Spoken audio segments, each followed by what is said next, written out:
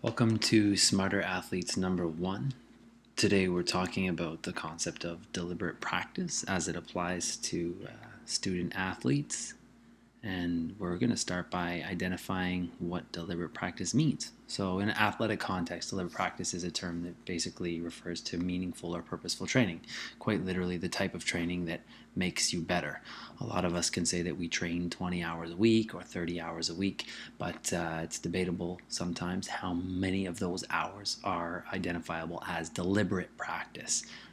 It's a pretty popular study these days. A lot of people covering it in some recent book topics and other things. And today we're just going to kind of graze over the topic briefly and hopefully just kind of connect it with what it means for you, being the athlete that you are, in the position that you play, and what is most prioritized by you.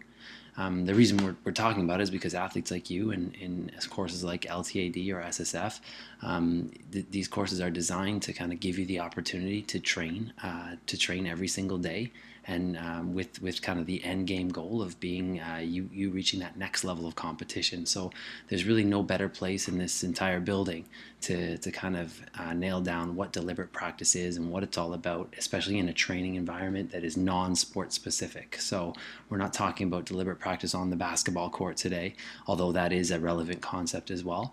We're talking about deliberate practice in the weight room.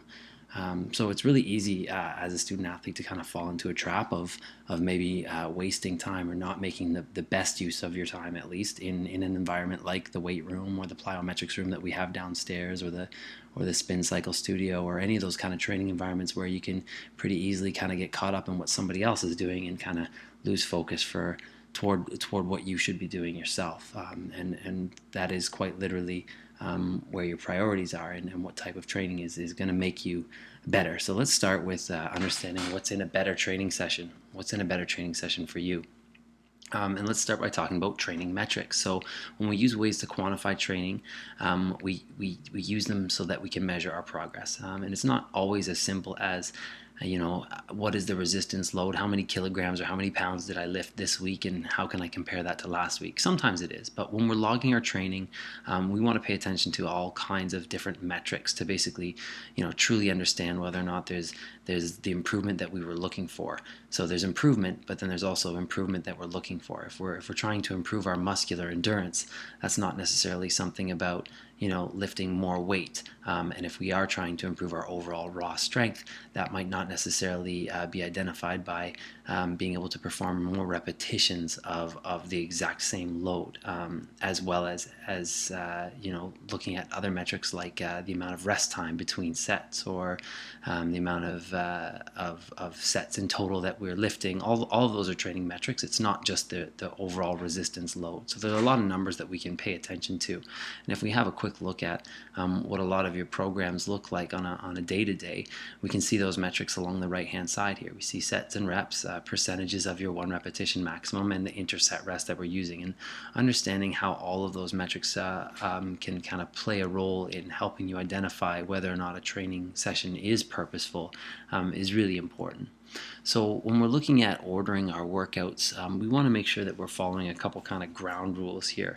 And by organizing our workout into a specific area of focus, we can really kind of prioritize exercises and drills. So at the bottom here, you'll see things like primary lifts versus secondary lifts, fatiguing versus non-fatiguing drills, multi-joint versus single joint exercises. In all of these cases, we want to kind of make sure that the items on the left-hand side are happening before the items on the right-hand side.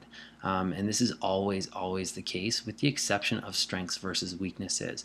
When we can identify two different exercises or drills that both kind of fall into the same category. So for example, they're both multi-joint exercises. We want to tackle our weaknesses before we focus on our strengths. And I think there's an obvious reason for that we don't need to get into today. So if you look at here, we see primary lifts happening before secondary lifts. And in the case of this day, for this particular example, we have somebody who is performing a bunch of multi-joint exercises, mainly focusing on upper body strength, followed by some unilateral upper body exercises later on in the workout that are probably a bit more targeted toward things like injury prevention, or addressing some asymmetries or muscular imbalances. And of course, because those exercises require less recruitment overall, and just a little less strength, those exercises are happening later on in the workout, right?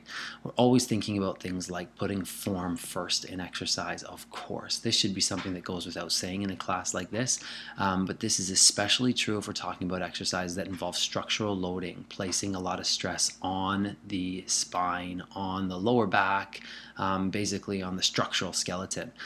As a resistance load increases, this becomes more and more important. Just keep it straightforward right now. There's absolutely no good trainer or coach that has ever told an athlete to, ignore the form that they were using and just pay attention to how many repetitions they could do or how heavy of a load they could lift. And that's why, competition fitness is not really what we do here. We're not turning our fitness environment into a competition against one another. We are trying to find purposeful exercises for ourselves that pertain directly to the sport-specific movements that we have to make and the areas of improvement that can serve us the best. So, of course, once we reach more advanced stages of strength training, good form is absolutely essential to continuous improvement. And this becomes especially true when we're doing things like this, like a high-speed Olympic lift. So when we're looking at this particular athlete, we're doing a little bit of video screening. This is a clean and jerk lift, and he's midway through the pull. The pull phase involves a triple extension, so what we're really looking for is full extension of the body. We see that kind of red line indicating that he's kind of on that crescent curve, letting us know that he's extended his hips fully. But the triple extension of the hip, knee, and ankle are all there. The green arrows identify each of those three joints, and we're looking to kind of make sure that form is happening before we're letting him lift anything heavier than the current load. We're also looking at things like volume. When we want to identify that a training session is purposeful and meaningful, we want to make sure that the right volume is there, that there's not too little volume, and that there's certainly not too much volume. A lot of athletes fall into a pretty common trap of thinking that they need to do more, and we really have to kind of step away from that philosophy that a training session should always kind of be painful or be kind of suffering. We should certainly think about that sometimes when we think about deliberate practice, but certainly not all the time. And this is especially true when we are in season. Athletes who recognize concepts like periodization, which is something that we'll talk about in another presentation, are particularly good at recognizing as well when a high amount of volume is appropriate and when they're actually better off with a lesser amount of volume, and being able to walk out of the weight room or the training environment that day saying things like, yeah, well, I probably could have done a little bit more. And so periodization is basically the time management of training over a long term, and that is definitely something that we'll talk about in a separate presentation. But just to give you a quick idea of the relationships between volume and intensity, here's kind of a general periodization concept here. And we start to understand that volume and intensity kind of have this inverse relationship. So as exercise starts to become more intense in our day-to-day training environment, we might start to kind of give ourselves a little bit less volume, backing off on the volume to allow for that intensity. And now it's the intensity that's creating the training stimulus, not the volume. And that's just a very general model of periodization over what looks like 4 mesocycles here. And just imagine that each one of those mesocycles represents, 2 to 3 months over a calendar year. We can see how an athlete's focus in an environment like a weight room would certainly change with respect to volume and intensity. So let's now take a look at better approaches to training through the lens of something like different things outside of the weight room. Let's start with nutrition. Your training session is directly affected, of course, to how you're fueling for it and how you're recovering from it. So choosing how you're going to kind of prepare for a workout nutritionally is a huge part of deliberate practice, just as well as intra-exercise nutrition, that nutrition that's happening along the way, especially for all those workouts that are lasting exhausting, longer than 90 minutes, upwards of 2 hours. It's not enough to be working at a pretty high volume, frequency, or intensity for 2 consecutive hours and rely only on something like water. Those are definitely workouts that qualify for intra-exercise nutrition. And then, of course, there's post-exercise nutrition. How are we refueling for the sake of recovery and for the sake of preparing for that next training session after we train our bodies? So an athlete who's suffering and not really performing at regular levels, that's basically somebody wasting time and wasting energy and probably risking injury as well. So making sure that your nutrition is really kind of feeding into a better approach to training is a great place to start. Here's just a quick kind of diagram showing our body's kind of post-exercise uptake of glucose and insulin. And this is not really meant to be something that you have to understand in detail here, but understanding that where exercise occurs, those levels can kind of drop fairly significantly in the kind of 1 to 2 hour post-exercise period. And so understanding that there's kind of this critical window in time between the cessation of exercise, when it finishes, and roughly 45 minutes to an hour later, that we really do want to be thinking about refueling and being able to put some nutrition into our body. So those of you who are doing big workouts and then spending the rest of the morning sitting in class with no real refuel strategy until lunch, you might not be serving yourself the best way or as well as you think you are. Just something to kind of keep in mind. So moving away from nutrition now, let's just take a look at attitude briefly, and we'll also have another presentation about sports psychology concepts and just some basic concepts in sports psychology. But let's think about attitude and mental preparedness for training as fundamentals for your return on investment from training. So we're talking about somebody who is day over day over day going into these weight rooms and training centers and doing very similar things week over week over week, and your attitude toward doing that is crucial. You do have to be somebody that is intrinsically motivated. You do have to be somebody that is able to kind of narrow their attentional focus or broaden it when that's appropriate, and approach any task that you're doing with the kind of confidence to perform them as well as you can do on that given day. And the best athletes in these circumstances are the ones that understand that they're going to have days that they don't perform nearly as well as they did the week before, and they might not be able to kind of come up with an immediate explanation for that, and that shouldn't really matter. You should be able to kind of have a pretty consistent attitude toward training, especially in a non-competitive setting, that allows you to kind of come in week over week over week, regardless of what the numbers and metrics are saying every single day, because there will be days where the numbers don't impress you, and you do have to be able to overcome those days just as well as you can get past the days where you are super satisfied with those numbers. Let's talk about recovery too. So when we're training and we're finished for the day or finished for the week, we want to think about that next training session. This is where the athlete really does differ from the fitness enthusiast. We're gearing ourselves toward performing well. Every time we train, we are evaluating our performance for the better or for worse. And when we're talking about high quality of training sessions or high quality of practice, we want to make sure that that quality is not affected by the fact that we were lazy with our recovery. So using good recovery modalities, making sure we are well rested, well hydrated, making sure that if we are tighter in areas like glutes, hamstrings, quadriceps, areas that are very typical for high resting tension, that we're kind of addressing those areas with things like foam rolling or stretching or yoga or any other form of active recovery, and making sure that we have the right help in the right places to kind of make sure that we are prepared for the next session. Somebody who recovers effectively can train again hard sooner, and what that might come down to is somebody who can have 6 or 7 good quality training sessions every week versus somebody else who can only have 4 or 5, since they're not paying the same level of attention to their recovery and they're not recovering as quickly. Just a quick image here to kind of give you an example of somebody who obviously takes the recovery pretty seriously. That's a Normatec recovery system. We don't have anything as fancy as that here at Bill Carruthers Secondary, but we don't need to.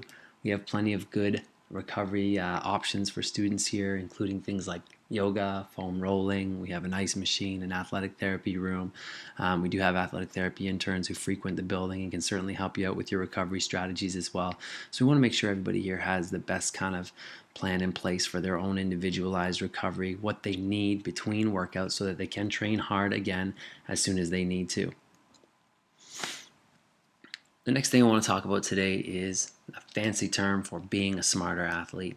When it comes down to it, ancillary capacities refers to how much you know about your sport and how much you know about the demands of your sport, the demands of your position, the biomechanics, the muscular involvement, the risks of injury, how to mitigate those risks, how to prevent certain injuries. What this really comes down to is, what do you really know about the athletic conditioning involved for your particular sport, your particular position, and why should you take responsibility for that? The answer is pretty simple. Right now, you do have a lot of help. You have people like your teacher of this course. You have people like myself who can kind of point you in the right direction and give you sets of exercises and drills to help you improve and give you advice on recovery and nutrition and training modalities that might help you a little bit extra, take you a little bit further. But eventually, people are going to start to expect you to be a self-sufficient athlete. And you might be so fortunate as to be in a professional athletic situation one day and have a strength and conditioning coach over your shoulder for years and years to come. But even in those situations, a self-sufficient athlete is always somebody who has a leading edge on someone else, someone who doesn't need to stand around and wait to be told what to do in a training situation, somebody who knows what to do, somebody who can take the initiative and take themselves down that road, is going to be able to put in more hours, put in more work, and be all that more informed when it comes to making sure they're well recovered, making sure that they're on the ball with nutrition, hydration, sleep, and everything else that goes into being a smarter athlete, not just performing the work.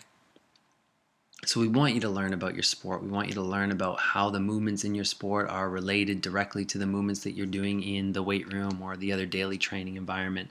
Your job right now is to be an athlete. So what are the benefits of having certain athletic attributes in that particular role? Whether you are a shortstop or a linebacker, what are the demands of that position, and how can you execute those demands through a daily training environment that is non-sport specific? That is to say, what can we be doing in the weight room? What can we be doing in the energy systems lab? What can we be doing in the plyometrics room? What kind of speed agility drills can we be working on? How are those things directly transferable to our sport?